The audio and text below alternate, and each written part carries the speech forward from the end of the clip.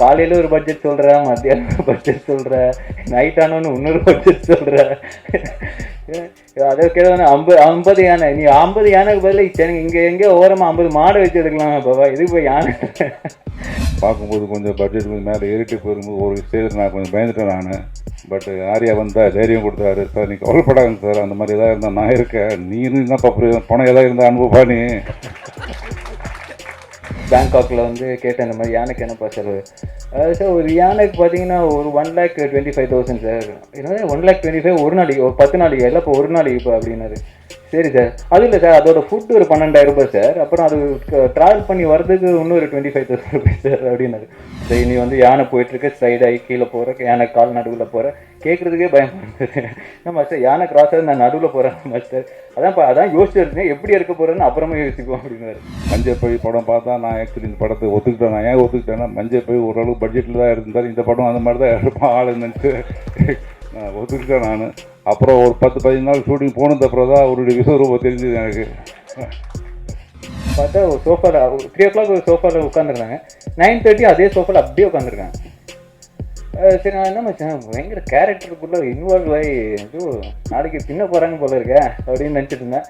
இல்லை, நான் வந்து அங்கே உட்காந்துட்டு எப்படி இந்த படம் ஒத்துக்கணும்னு நம்ம யோசிச்சுருந்தேன்.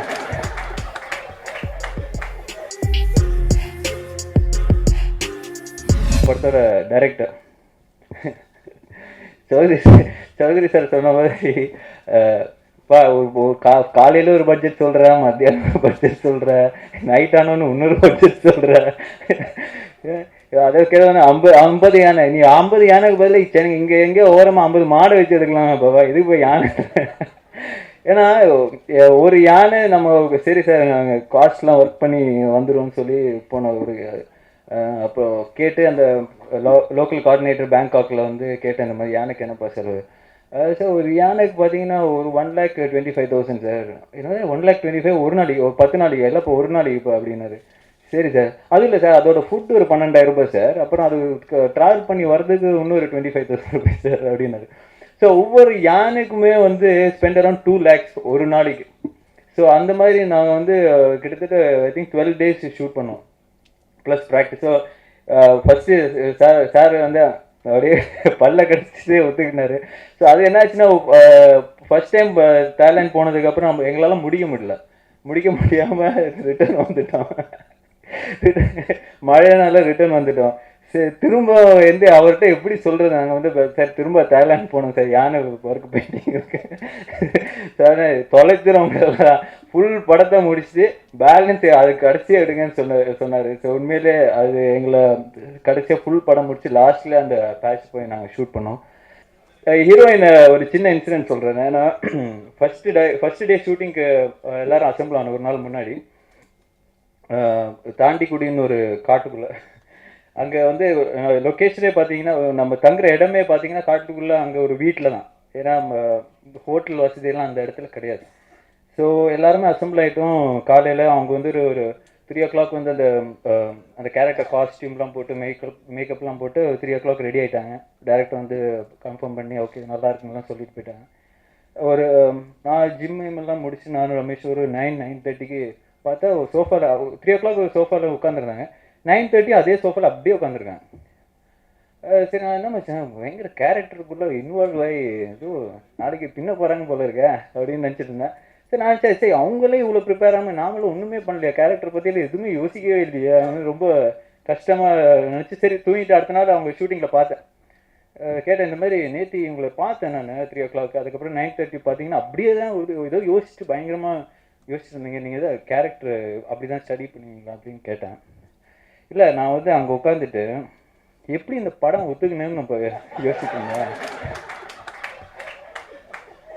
எப்படி நான் இந்த படத்துக்கு ஒத்துக்கினேன் எனக்கு இன்னும் புரியல. நான் உட்காந்துருக்கேன், ஃபேன் இல்லை, கரண்ட் இல்லை, எனக்கு ஏதாவது ஏசி நினச்சா ஏசி கிடையாது, கொசு. நீங்கள் வந்து ஃபுல்லாக காட்டுக்குள்ளே வந்து ஃபோன் இல்லை, நான் என்ன பண்ணுறதுன்னு உட்காந்துட்டு இருக்கேன். எப்படி இதெல்லாம் கொஞ்சம் படம் ஒத்துக்கினான்னு நினச்சி உட்காந்துருக்கேன். பட் அது அப்படி விளையாட்டா சொன்னால் கூட அடுத்த நாள் வந்து ஐ திங்க் இந்த படத்துக்கு வந்து ரொம்ப ஹார்ட் ஒர்க் பண்ணாங்க. ஏன்னா இந்த படத்தில் யாருக்குமே ஃபுட்வேர் கிடையாது. ஸோ ஸோ அவங்கள ஒரு 45 மினிட்ஸ் ட்ரெக்கிங் பண்ணி வரதுக்குள்ளே டைரக்டர் அவ்வளோ திட்டிடுவாங்க ஸ்டார்டிங்லேருந்து. ஸோ பட் அது இல்லாமல் அவங்க மட்டும் இல்லை, மற்ற ஃபீமேல் கேரக்டர் ஆர்டிஸ்டாக இருக்கட்டும், ஜூனியர் ஆர்டிஸ்டாக இருக்கட்டும், எல்லாருமே விமன் ரொம்ப கஷ்டப்பட்டாங்க. ஏன்னா காட்டுக்குள்ளே அவங்களுக்கு வந்து ஃபெசிலிட்டிஸ் ரொம்ப கம்மியாக இருந்தது. ஒவ்வொரு விஷயத்தையும் அவங்க கீழே வந்துட்டு போகணுன்னா ஒரு 1.5 hours ட்ரெக்கிங் போகிற மாதிரி அவங்களுக்கு தேவைப்பட்டது. ஸோ பட் அதெல்லாம் மீறி இந்த படத்துக்காக ஸ்ட்ரெயின் பண்ணி படம் நல்லா வந்திருக்குன்னு நாங்களாம் நம்புகிறோம். So hopefully it does good justice to all of us. Thank you. First Chowdhury sir பற்றி சொல்லிடுறேன். யார்கிட்ட ஒர்க் பண்ணாலும் ஃபஸ்ட்டு வந்து அவர் சார் சௌத்ரி சார் தான் என்ன இன்ட்ரடியூஸ் பண்ணி வச்சார். இண்டஸ்ட்ரியில் பாதி பேருக்கு மேலே நீங்கள் கேட்டிங்கன்னு பார்த்தீங்கன்னா அவர் தான் ஜெனுவனாக அவர் தான் இன்ட்ரடியூஸ் பண்ணி ஆஸ் அன் அசிஸ்டன்ட் டைரக்டர்லேருந்து அவர் வந்து ஒரு படம் ஃபஸ்ட்டு படமாக இருக்குது. எல்லாருமே வந்து இப்போ இந்த நம்ம டீமில் வந்து அவங்க லைஃப் ஆரம்பிச்சதே வந்து சூப்பர் குட்டில் தான். ஸோ இந்த படம் வந்து சௌத்ரி சார் அக்செப்ட் பண்ணது வந்து எனக்கு ரொம்ப பெருமையாக இருந்தது. ஏன்னா அவர் ரொம்ப யோசிச்சு அவருக்கு பிடிச்சிருந்தா மட்டும்தான் ஒரு ஸ்கிரிப்டு அக்செப்ட் பண்ணுவார். ஸோ அந்த வகையில் கடம்பன் உண்மையிலே அவர் தான் ஃபர்ஸ்ட் எனக்கு முன்னாடி அவர் தான் கேட்டுட்டு ஆரியா இந்த மாதிரி ஒரு ஸ்கிரிப்ட் இருக்குப்பா நீக்கு கேட்பாரு உனக்கு பிடிக்கும்னு அனுப்பிச்சு சார் ராகவா. ஸோ அப்போ தான் நான் ஸ்கிரிப்ட் கேட்டேன். சார் பண்ணலாம் சார், இது நிறைய பண்ணும்பா, பெரிய ஹார்ட் ஒர்க் இருக்குப்பா அப்படின்னாரு. சரி அதையெல்லாம் மீறி இன்னைக்கு சத்தியமாக சொல்கிறேன், இன்றைக்கி தான் ஃபர்ஸ்ட் டைம் அவர் ஸ்க்ரீனில் இந்த சாங்லாம் பார்க்குறாரு. ஸோ ஒரு ஷார்ட்டு கூட பார்த்துல, ட்ரெய்லர் மட்டும் நான் வந்து யூடியூப்பில் வந்து வந்தோன்னா போட்டு காமிச்சேன். அதுக்கப்புறம் ஒன்றுமே கேட்கல. எனக்கு படம் நல்லா வரணும், நான் எவ்வளோ செலவானாலும் பரவாயில்ல, நான் எல்லாருமே ஜெயிக்கணும் இந்த படத்தில். ஸோ அந்த ஒரு கான்ஃபிடென்ஸு, அந்த ஒரு மோட்டிவேஷன் தான் எல்லாருமே மேக்ஸிமம் எஃபர்ட் போட்டு இந்த படம் பண்ணோம். ஜித்தன் ரமேஷ் என்ன சொல்கிறேன், என் கூடயே இருந்தார். எவ்ரி டே ஷூட்டிங்கில் வந்து என் கூடயே இருந்தார். ஏன்னா ஷூட் பண்ணுறதே காட்டில் தான், காடு இன்டீரியர் ஃபோன் எல்லாம் இருக்காது சார். அவர் என்கிட்ட பேசி தான் ஆகணும், நான் அவர்கிட்ட பேசி தான் ஆகணும், வேறு வழியே இல்லை. 2 பேரும் ஒன்றா தான் இருந்தோம். சார் கொஞ்சம் எங்கேயாவது போனால் கூட நான் ஹீரோயின்ட்ட கூட பேச விடல, அந்த அளவுக்கு அவர் டார்ச்சர் பண்ணிட்டார். ஸோ என்ன ஒரு சந்தோஷம் விஷயம் என்னன்னா, ப்ரொடியூசர் தாண்டி அவர் வந்து ஒரு ஹீரோ. சில ஷார்ட்லாம் வந்து நாங்கள் பண்ணும்போது ரொம்ப எக்ஸைட்டட், அவர் ரொம்ப எக்ஸைட்டடாக மச்சான் செம்மையாக பண்ண மச்சான், அந்த டைலாக் டெலிவரி இருக்குல்ல சூப்பராக பண்ண அப்படின்னாரு. ரொம்ப சந்தோஷமாக இருக்கும். அது இல்லாமல் ஈவினிங் வந்து 2 பேரும் ஒன்றா ஒர்க் அவுட் பண்ண மச்சா, காலைல அந்த பண்ண ஷார்ட் இருக்குல்ல செம்மையாக பண்ண மச்சா, சூப்பராக ஸ்க்ரீனில் அப்படி இருக்கும் அப்படின்னு. எனக்கே என்னதான் ஒரு ப்ரொடியூசர் அந்த ஒரு ஹீரோ, இன்னொரு ஹீரோ அவ்வளோ ப்ரைஸ் பண்ண தேவையே கிடையாது, அவருக்கு பண்ணுறது தேவையே கிடையாது. பட் அவரோட நல்ல மனசாக இருக்கட்டும், பட் அவர் ஜென்வனாக அவர் ரொம்ப என்ஜாய் பண்ணி இந்த படம் ஃபில்மிங் அவர் பண்ணார். So thank you Ramesh, you been a big support. Dileep master 8 மாதம் அவர் கூட ஜாலியெல்லாம் இருக்கலைங்க, வேறு வழியே இல்லாமல் இருந்தார். ஏன்னா மாஸ்டர் அடிக்கடி சொல்கிறது தான், டேய் ராகவா என்னடா ஹீரோ வந்து 100 யானையோட ஓடி வரான்னு எழுதிட்டு வந்துட்டேன், நான் எப்படி எடுக்கிறது அப்படின்னு. ஏன்னா இப்போ இந்த மாதிரி நார்மல் ஃபைட் சீக்வன்ஸ்னால் நம்ம வந்து பிளான் பண்ணல, ஓகே இந்த சைட்லேருந்து 2 பேர் அடிக்க வருவாங்க, இந்த சைட்லேருந்து 2 பேர் அடிப்பேன் கிக்கு அந்த. பட் யானை வந்து இவர் வந்து டைரக்ட் வந்து பிரதர் எனக்கு வேறு ஏதாவது ஸ்பெசிஃபிக்காக வேணும், பயங்கர இன்ட்ரெஸ்டிங்காக இது வரைக்கும் யாரும் பார்க்காதது ஒன்று வேணும், டோனி ஜாப் பண்ண மாதிரி வேணும் அப்படி இப்படின்னு. டேய் எனக்கே யானை வச்சு என்ன பண்ண போகிறேன்னு தெரியல, எதுக்குறா நடுவில் பூந்து இப்படியெல்லாம் கலாட்டா பண்ணுறேன் அப்படின்னு. பட் என்ன ஒர்க் பண்ண ஸ்டைல் அப்படின்னா, ஒரு யானை வச்சு யாருமே ஷூட் பண்ணது கிடையாது. ஸோ எல்லாருக்குமே ஒரு பிளாங்காக தான் இருந்தது, என்ன பண்ண போகிறோன்னு சத்தியமாக எனக்கும் தெரில, டைரக்டருக்கும் தெரில, மாஸ்டருக்கும் தெரில. பட் மாஸ்டர் வந்து இதுதான் சீக்வன்ஸ், இந்த இனி வந்து யானை போயிட்டுருக்கு, ஸ்லைட் ஆகி கீழே போகிற, யானை கால் நடுவில் போகிற, கேட்குறதுக்கே பயம் இருந்தது. என்ன மாஸ்டர் யானை கிராஸ் ஆகி நான் நடுவில் போகிறேன் மாஸ்டர், அதான் யோசிச்சு எப்படி இருக்க போகிறேன்னு அப்புறமா யோசிப்போம் அப்படின்னு. ஸோ ஒவ்வொரு சீக்வன்ஸ் வந்து அவர் இமேஜின் பண்ணி அவரோட இதில் அவரோட விஷனில் பிளான் பண்ணி, பட் என்ன நினச்சோமோ அது கண்டிப்பாக எடுத்தோம். ஸோ ஒரு விஷயம் வந்து ஒரு ஒரு ஒரு லெசன் ஒரு படத்தில் ஒரு சின்ன ஒரு விஷயம் நாங்கள் கற்றுப்போம். ஏன்னா அவர் வந்து ஒரு அந்த 100 feet மலை செட்டுன்னு போடணும்னு சொல்லிட்டு வந்து பட்ஜெட் பேசினார். நான் ஃபஸ்ட்டு வந்து சொன்னேன் 50 lakhs சொன்னார். நாங்கள் குறைச்சி அதெல்லாம் முடியாது, 20 lakhs தான், 25 lakhs தான், 30 lakhs ஒரு பட்ஜெட் ஃபிக்ஸ் பண்ணிட்டோம். அது கேட்டதோட பாதி தான் கொடுத்தோம். சரி பாதி கொடுத்தோன்னு அவர் சார் நீங்கள் பார்த்துக்கிங்க சார் அப்படின்னு சொல்லிட்டு போயிட்டார். சரி அதோட அர்த்தம் எனக்கு புரியல. சரி 100 feet செட்டு போட்டுட்டு ஷார்ட்டுக்கு போகிறேன். ஒரு என்ன ஷார்ட்னா அந்த 100 feet மேலேருந்து குதிக்கணும், அந்த ஒரு ரோப்பில் ஃப்ரீ ஃபால் மாதிரி குதிக்கணும். சரி நான் என்ன ஷார்ட் ரெடி ஆனப்பறம் கூப்பிட்றேன்னு சொல்லிட்டு நான் மேலே போய் உட்காந்தா ஒரு 20 பேர் மேலே உட்காந்துருக்காங்க. அந்த 100 ஃபீட் ஸ்ட்ரக்சர் மேலே 20 பேர் மேலே உட்காந்துருக்காங்க. இவர் ஜிம்மி எல்லாம் போட்டுட்டு உட்காந்துருக்காங்க, கேமராமேன், டைரக்டர். அங்கே போய் நின்றாலே அது இப்படி ஆடுது அந்த செட். சரி பிரதர், இது அவரை கூப்பிடுங்க, எவ்வளோ நேரம் நிற்குனாலும் சொன்னார் அவர். அப்போ அப்போதான் சார் பிரதர், நான் வந்து உங்களுக்கு இப்படியெல்லாம் இது தெரிஞ்சிருந்தா நான் உங்களுக்கு ஃபுல் பட்ஜெட் கொடுத்துருப்பேன். ஏன்னா உண்மையிலே சத்தியமாக சொல்கிறேங்க, நான் வந்து அந்த படத்தில் பயந்து ஒரே ஒரு டைம் அதுதான்.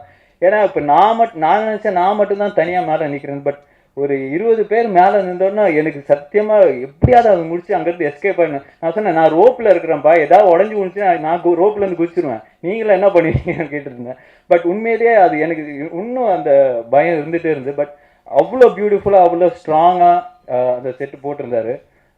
So thank you. நெக்ஸ்ட் டைம் உங்களுக்கு நல்ல பட்ஜெட் கொடுக்குறேன். And Yuvan fantastic songs. அதை விட அவர் வந்து இந்த படத்தோட பேக்ரவுண்ட் ஸ்கோர் ரொம்ப சூப்பராக பண்ணியிருக்காரு. அவர் எப்பவுமே பேக்ரவுண்ட் ஸ்கோரில் கொஞ்சம் ஸ்பெஷலாக அவருக்கு இன்ட்ரெஸ்ட் எடுத்து பண்ணார். ஸோ இந்த படத்தில் நிறைய ஸ்கோப் இருந்திருக்கு அவருக்கு இந்த படத்துக்கு. So thank you. நீங்கள் தான் இந்த படத்தை சப்போர்ட் பண்ணோம், இது வரைக்கும் சப்போர்ட் பண்ணிட்டு இருக்கீங்க. ஸோ இன்ஷால்லா April 14th it will release world wide. Thank you. ஒரு ஸ்டேஜில், அதாவது வாரியா சொன்ன மாதிரி இந்த பட்ஜெட்டு பார்க்கும்போது கொஞ்சம் பட்ஜெட் கொஞ்சம் மேலே ஏறிட்டு போயிருக்கும்போது ஒரு ஸ்டேஜில் நான் கொஞ்சம் பயந்துட்டேன். நான் என்னடா அடுத்த படம் எதாவது பண்ண முடியாமல் போயிடுவோமான்னு சொல்லிட்டு. பட் ஆரியா வந்தால் தைரியம் கொடுத்தாரு. சார் நீ கவலைப்படாங்க சார், அந்த மாதிரி எதாவது இருந்தால் நான் இருக்கேன், நீ என்னப்பா பணம் எதாவது இருந்தால் அனுபவப்பா நீ.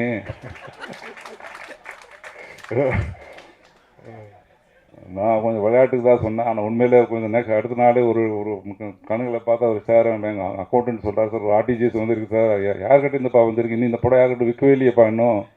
இல்லை, அந்த மாதிரி ஆரியா தான் அனுப்பிச்சிருக்காரு. ஸோ அவ்வளோ நம்பிக்கை இந்த படத்துக்கு மேலே இருக்குது.